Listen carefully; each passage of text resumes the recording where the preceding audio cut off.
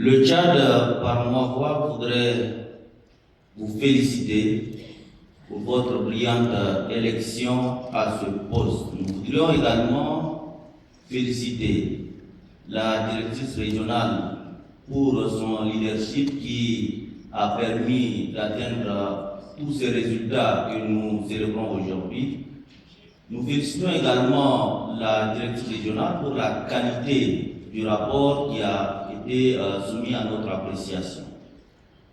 Le Tchad remercie l'OMS pour ses multiples appuis, notamment dans l'acquisition du laboratoire permettant au pays, pour une fois, de procéder au séquençage sur place.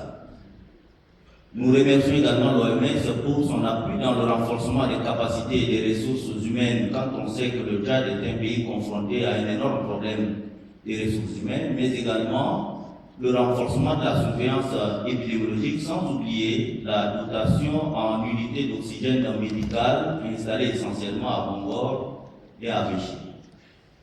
Le Tchad souhaite donc vivement que cet appui se poursuive et qu'un focus soit accordé surtout à l'éradication du ver de Guinée, parce que mon pays est le seul au monde aujourd'hui en 2023 à avoir notifié 3 cas.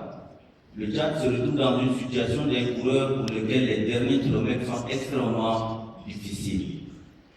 Nous interpellons également les uns et les autres sur la question de la mortalité maternelle, puisque les dernières estimations des Nations Unies révèlent que le Tchad a un ratio de 1063 décès maternels pour 100 000 naissances vivantes, soit un décès maternel par heure. Et parmi ces décès, 50% sont essentiellement des adolescentes de 15 à 19 ans. Nous interpellons également l'opinion sur la situation des réfugiés soudanais.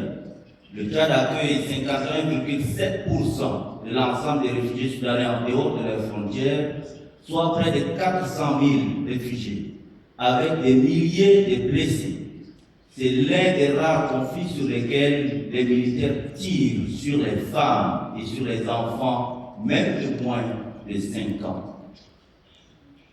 Au regard de tout cela, la crise soudanaise a d'énormes impacts sur la vie au Tchad, que ce soit du point de vue économique, environnemental ou encore sanitaire. Les besoins du pays s'expriment en termes de financement de son plan de réponse à la crise soudanaise, de renforcement en ressources humaines, en médicaments, la gestion des épidémies, surtout que nous venons d'enregistrer les premiers cas de dengue, une maladie qui n'a jamais fait son apparition au Tchad, le volet logistique et renforcement du plateau technique des formations sanitaires pour la prise en charge, bien évidemment, des milliers de blessés soudanais. Nous appelons donc à plus de solidarité en faveur du Tchad et nous pensons que l'OMS est notre meilleur avocat qui doit pouvoir interpeller la communauté internationale afin qu'une solution définitive soit trouvée au conflit soudanais. Je vous remercie.